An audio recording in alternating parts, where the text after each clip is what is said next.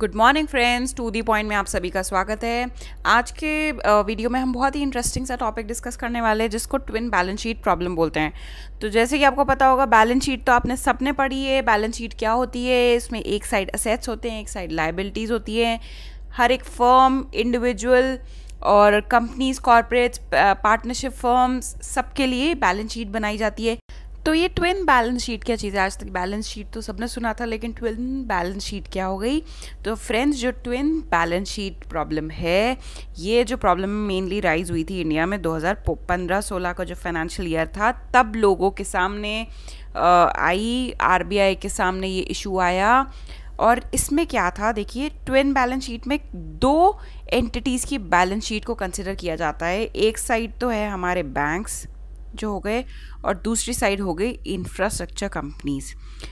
इसमें और भी कंपनीज मान सकते हो, लेकिन इस टाइम इंफ्रास्ट्रक्चर जो सेक्टर है, इस पे मेन फोकस था। तो इसमें क्या हो रहा था, अब इधर बैंक्स की बैलेंस शीट है, यहाँ पे उनकी लाइबिलिटीज़, यहाँ उनके असेट्स, और यहाँ पे जो कंपनीज हैं उनकी बैलेंस शीट है, ये हो गए लाइबिलिटीज़, ये हो गई असेट्स।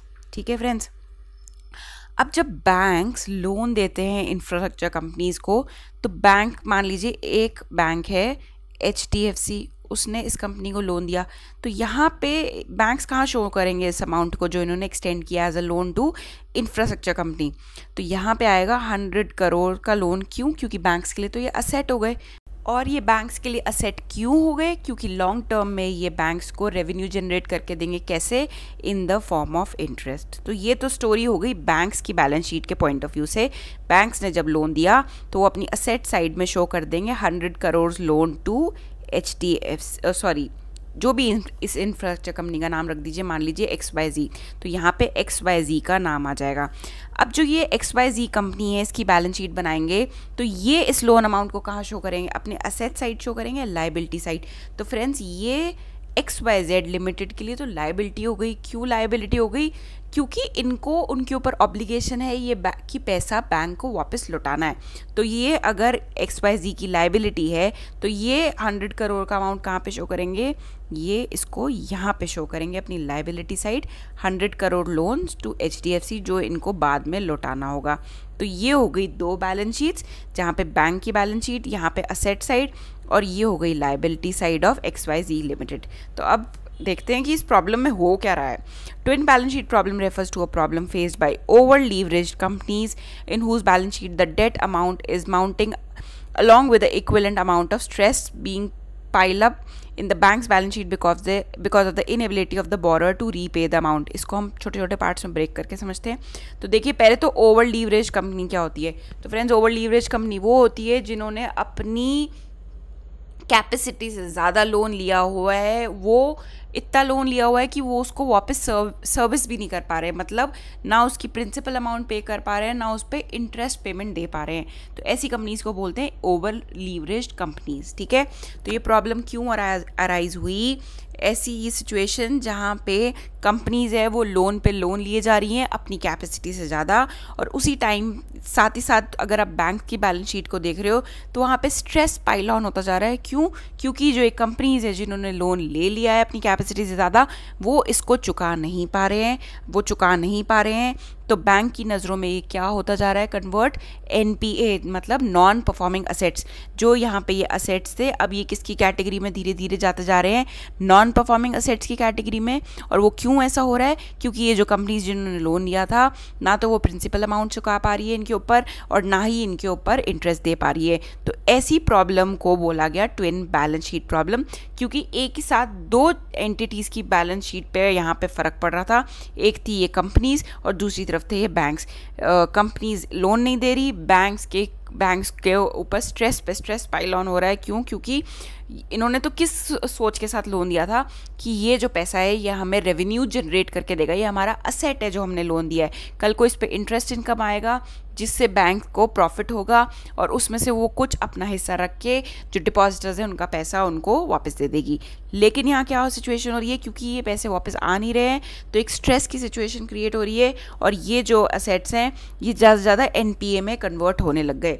और ये प्रॉब्लम कब उठ के आई बाहर? 2015-16 में फर्स्ट टाइम हाईलाइट हुई थी इकोनॉमिक सर्वे में, showing the weakening balance sheet of public sector bank. सबसे ज़्यादा इसको अगर कोई इस प्रॉब्लम से सफ़र किया है तो हमारे देश के पब्लिक सेक्टर बैंक्स हैं, and that of large corporate houses, उसमें भी स्पेशली इंफ्रास्ट्रक्चर कंपनीज। तो ये है हमारा ट्विन बैलेंस शीट प्रॉब्लम। चलते हैं में रीजंस क्या थे ये ट्विन बैलेंस शीट प्रॉब्लम जो हुई इंडिया में। ओवर लीवरेज कंपनीज, भाई कंपनीज इतनी ज़्यादा लोन ले चुकी थी कि उनकी पेइंग कैपेसिटी ही नहीं थी। मान लीजिए आज आपकी सैलरी है 60,000 रुपये महीना, ठीक है, आप अगले महीने 60,000 रुपये ही वापस चुका सकते हो ना बैंक को, लेकिन आप लोन ले लें 1.5 लाख रुपए का या इंस्टॉलमेंट बांध लें 1.5 लाख रुपए की। भाई अब आपकी इनकम ही 60,000 रुपये की है तो आप हर महीने 1.5 लाख रुपए की इंस्टॉलमेंट कैसे उतारोगे? नहीं उतारोगे। और क्या होगा, आप डिफ़ॉल्ट करने लग जाओगे पेमेंट में। डिफ़ॉल्ट करोगे तो बैंक वहाँ पे क्या शो करेगा, पेमेंट डिफ़ॉल्ट हो रही है। धीरे धीरे आपका अकाउंट क्या बन जाएगा, NPA अकाउंट हो जाएगा और धीरे धीरे आप ब्लैक लिस्ट कर दिए जाओगे, या आप हाथ खड़े कर दोगे, या आपके जो आपने असेट्स दिए थे बैंक को एज ए सिक्योरिटी, बैंक उसको बेचेगा और अपने पैसे रिकवर करेगा। लेकिन एक बार तो लिक्विडिटी की प्रॉब्लम खड़ी हुई थी। क्यों? क्योंकि आपने अपनी कैपेसिटी, जो आपकी पेइंग कैपेसिटी है, उससे ज़्यादा का लोन ले लिया था। तो यही हो रहा था फ्रेंड्स कंपनी के साथ, जितनी कैपेसिटी नहीं थी उससे कहीं ज़्यादा वो लोन लेके बैठ गए और इससे क्या हो गया, डेट पे डेट्स पाइल ऑन हो गए, जिसको डेट एक्यूमुलेशन भी बोलते हैं। So debt accumulation on the company is very high and thus are unable to pay interest payments on loan, hence they are over leveraged. Bad loan encumbered banks. अब ये क्या था, as the over leveraged corporates are unable to pay debts, it leads to piling up of non-performing assets, leading to this problem of twin balance sheet syndrome. NPAs of the bank is 9% for the total banking system of India. It is as high as 12.1% for public sector banks, contributing to the 4/5 of the total NPA. जितने भी देश के NPA थे उसमें से 4/5 मतलब almost 80% से ज़्यादा जो हिस्सा था वो किसका था, पब्लिक सेक्टर बैंक्स का, क्योंकि उन्होंने बहुत बड़े बड़े लोन्स, बहुत बड़े अमाउंट के लोन्स दिए थे और वहीं पे डिफ़ॉल्ट की प्रॉब्लम स्टार्ट हो गई थी। वो कंपनीज उनको लोन वापस दे नहीं पा रही थी, तो इसलिए सबसे ज़्यादा NPAs भी जो पब्लिक सेक्टर बैंक्स हैं उन्होंने ही सफ़र किए थे। अब भाई इतनी बड़ी प्रॉब्लम है तो RBI इंटरवीन तो करेगी ना। क्यों? क्योंकि देश को बचाना है, वरना जो इन्वेस्टर्स है उनका इंटरेस्ट या कॉन्फिडेंस है वो लूज़ हो जाएगा मार्केट में से। तो RBI ने इंटरवीन किया और कुछ स्कीम्स निकाली कि बैंक्स को किस तरीके से इस प्रॉब्लम में से निकाला जाए। तो उनमें से कुछ जो स्टेप्स RBI ने लिए थे वो थे insolvency and bankruptcy code, FRDI bill, private asset reconstruction company, recapitalise करा बैंक्स में, फिर से कैपिटल इन्फ्यूज़ करी, strategic debt restructuring scheme, corporate debt restructuring scheme थी, फिर एक S4A स्कीम थी। इन ये जितनी भी स्कीम्स है, ये टॉपिक्स है, इन पे सब पे फ्रेंड्स सेपरेट वीडियोस हैं, आपको परेशान होने की ज़रूरत नहीं है। इन वीडियोस को आप एक एक करके देखिए।